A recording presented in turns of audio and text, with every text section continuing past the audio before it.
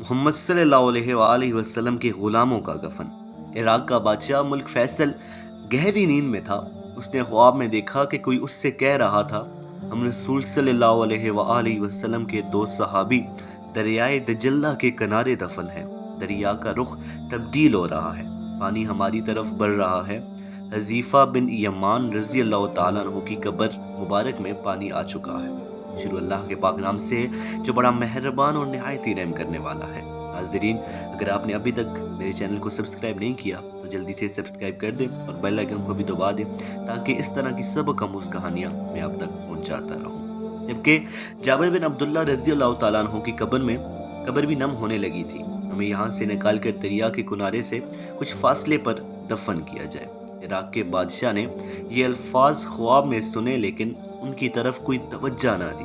دوسری رات پھر یہی الفاظ سنائی دیے لیکن اس نے پھر بھی توجہ نہ دی۔ تیسری رات یہ خواب عراق کے مفتی اعظم نوری سعید پاشا کو دکھائی دیا۔ انہوں نے اسی وقت وزیر اعظم کو ساتھ لیا اور بادشاہ کی خدمت میں پہنچ گئے۔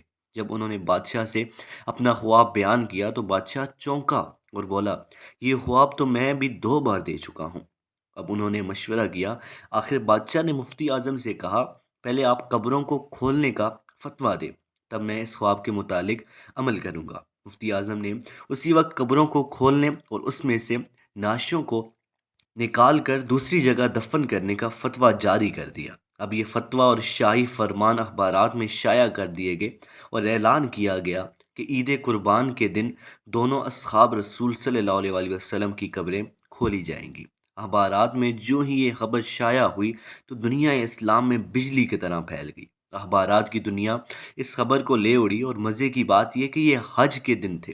تمام دنیا سے مسلمان حج کے لیے مکہ و مدینہ میں پہنچے ہوئے تھے۔ انہوں نے درخواست کی کہ قبریں حج کے چند روز بعد کھولی جائیں تاکہ وہ سب بھی اس پروگرام میں شرکت کر سکیں۔ اسی طرح حجاز مصر، شام، لبنان، فلسطین، ترکی، ایران، بلغاریہ، روس اور ہندوستان وغیرہ ملکوں سے شاہ عراق کے نام سے بے شمار تار پہنچے کہ ہم بھی اس موقع پر شرکت کرنا چاہتے ہیں، مہربانی فرما کر مقررہ تاریخ چند روز آگے بڑھا دی جائے۔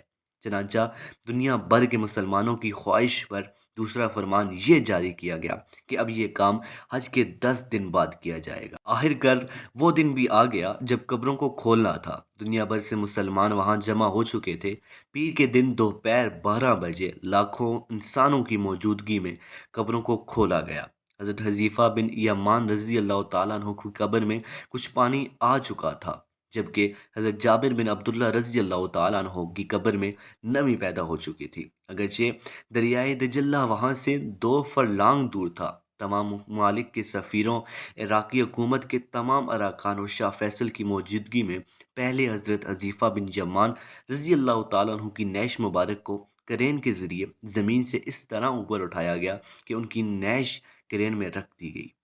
اسٹریچر پر خود بخود آ گئی۔ اب کرین سے اسٹریچر کو الگ کر کے شاہ فیصل، مفتی اعظم، وزیر جمہوریہ ترکی اور شہزادہ فاروقی ولی عہد مصر نے اسٹریچر کو اپنے کاندھوں پر اٹھایا اور نہایت احترام کے ساتھ ایک شیشے کے تابوت میں رکھ دیا۔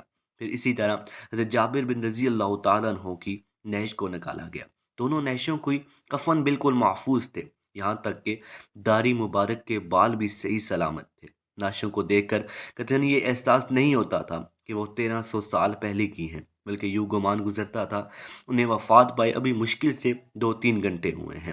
سب سے عجیب بات یہ ہے کہ دونوں کی آنکھیں کھلی ہوئی تھیں، ان میں سے اس قدر تیز چمک رہی تھی کہ دیکھنے والے ان آنکھوں میں آنکھیں ڈال کر دیکھ نہ سکے۔ بڑے بڑے ڈاکٹر یہ منظر دیکھ کر رنگ رہ گئے۔ سچ ہے کہ محمد کے غلاموں کا کفن میلا نہیں ہوتا۔